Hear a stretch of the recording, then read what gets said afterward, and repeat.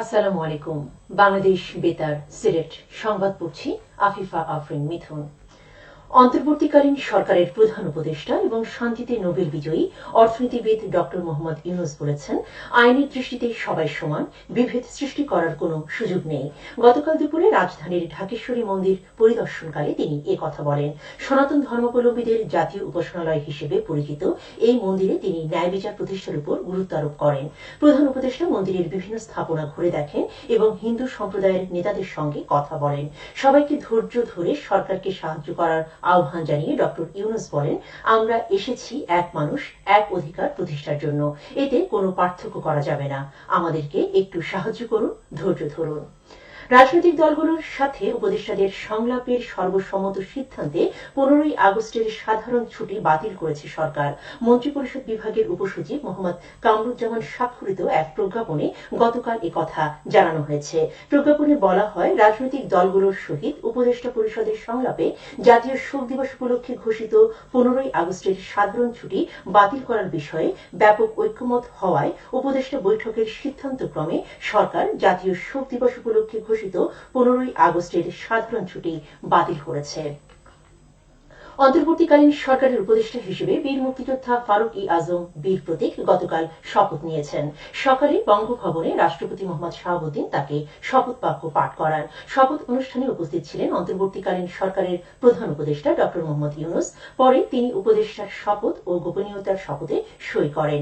এ সময় কয়েকজন উপদেষ্টা, প্রধান উপদেষ্টার বিশেষ সহকারী, 3 বাহিনীর প্রধানগণ, সামরিক ও বেসামরিক ঊর্ধ্বতন কর্মকর্তারা উপস্থিত ছিলেন। বাংলাদেশের জাতীয় জরুরি সেবা নম্বর 999 পুনরায় পূর্ণমাত্রায় চালু হয়েছে বলে জানিয়েছে পুলিশ হেডকোয়ার্টার্স। গতকাল এক সংবাদ বিজ্ঞপ্তির মাধ্যমে এই তথ্য জানানো হয়। যে কোনো দুর্ঘটনার শিকার হলে যে কেউ বিনামূল্যে 999 নম্বরে কল করে সাহায্য চাইতে পারেন। এই নম্বরে ফোন করে পুলিশ, ফায়ার সার্ভিস এবং অ্যাম্বুলেন্স সেবা কিংবা এই সংক্রান্ত অন্যান্য তথ্য পাওয়া যায়। এদিকে মন্দির, গির্জা, প্যাগোডা বা অন্য কোনো ধর্মীয় প্রতিষ্ঠানে হামলা হলে তার তথ্য জানাতে অনুরোধ করেছে ধর্ম বিষয়ক মন্ত্রণালয়। ধর্ম মন্ত্রণালয়ের এক সংবাদ বিজ্ঞপ্তিতে এ তথ্য জানানো হয়। এতে বলা হয়, এসব ধর্মীয় উপাসনালয়গুলো দুর্বৃত্ত কর্তৃক হামলার শিকার বা আক্রান্ত হলে তার তথ্য 01766843809।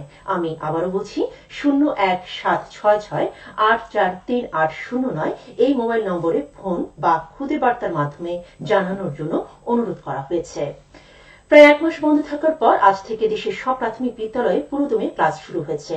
গতকাল প্রাথমিক ও গণশিক্ষা মন্ত্রণালয়ের সিনিয়র সহকারী সচিব সত্যজিৎ রায় দাসের সই করা অফিস আদেশে ক্লাস চালুর এই নির্দেশনা দেওয়া হয়। এতে বলা হয়েছে, প্রাথমিক ও গণশিক্ষা মন্ত্রণালয়ের আওতাধীন সব সরকারি প্রাথমিক বিদ্যালয়, শিশু কল্যাণ প্রাথমিক বিদ্যালয় ও উপানুষ্ঠানিক শিক্ষা ব্যুরোর লার্নিং সেন্টারগুলোতে পুরোদমে শ্রেণী কার্যক্রম চালু করার প্রয়োজনীয় ব্যবস্থা গ্রহণের জন্য নির্দেশক্রমে অনুরোধ করা হল।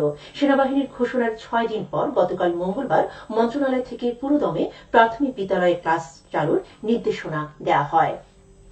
সর্বদলীয় ও সর্বধর্মীয় সংগঠন এবং প্রতিষ্ঠানের কর্মকর্তাদের সঙ্গে আইন শৃঙ্খলা সংক্রান্ত বিশেষ মতবিনিময় সভা অনুষ্ঠিত হয়েছে গতকাল হবিগঞ্জ জেলা প্রশাসক কার্যালয়ে। এতে সভাপতিত্ব করেন জেলা প্রশাসক মোসাম্মদ জিলুফা সুলতানা।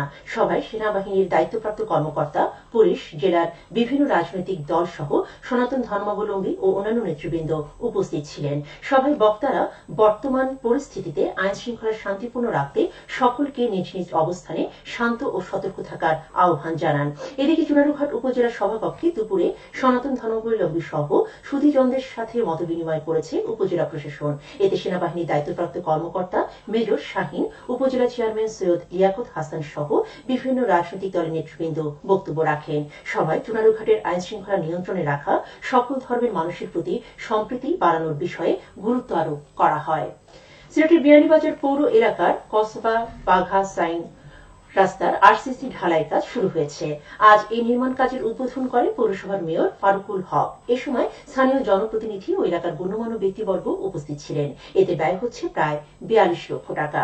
এবারে শুনুন কৃষি সংবাদ। সিলেটের জয়ন্তাপুর আমন ধানের আবাদে সাফল্যের পথে চাষিরা চলতি মৌসুমে উপজেলায় আমন ধানের আবাদ পুরোদমে চলছে। আবহাওয়া অনুকূলে থাকায় পুরো উপজেলায় চাষিরা বিরামহীনভাবে আমন আবাদে ব্যস্ত সময় কাটাচ্ছেন। উপজেলা কৃষি কর্মকর্তা বলেন, কৃষি সম্প্রসারণ ও অধিদপ্তর থেকে আধুনিক প্রযুক্তির মাধ্যমে সিলেট অঞ্চলের কৃষি উন্নয়ন প্রকল্পের আওতায় কৃষকদের আমন ধান প্রদর্শনের পাশাপাশি প্রণোদনার আওতায় সার, বীজ এবং কীটনাশক সরবরাহ করা হয়েছে। মাঠ পর্যায়ে কৃষকদের কৃষি পরামর্শ প্রদান ও তদারকিতে কৃষি কর্মকর্তারা কাজ করে যাচ্ছেন। আবহাওয়া অনুকূলে থাকলে চলতি মৌসুমে আমন ফসলের লক্ষ্যমাত্রা অর্জিত হবে। সবশেষে আবহাওয়া। সন্ধ্যে 6টা পর্যন্ত পূর্বাভাসে বলা হয়েছে সিলেট সহ পার্শ্ববর্তী এলাকায় আজ কোনো সতর্কবাণী নেই এবং কোনো সংকেত দেখাতে হবে না। আজ সিলেটে সূর্যোদয় হয়েছে সকাল 5টা 26 এবং সূর্য অস্ত যাবে সন্ধ্যে 6টা 28। সংবাদ শেষ হলো। আমাদের পরবর্তী স্থানীয় সংবাদ প্রচারিত হবে বিকেল 4টা 30। আল্লাহ হাফেজ।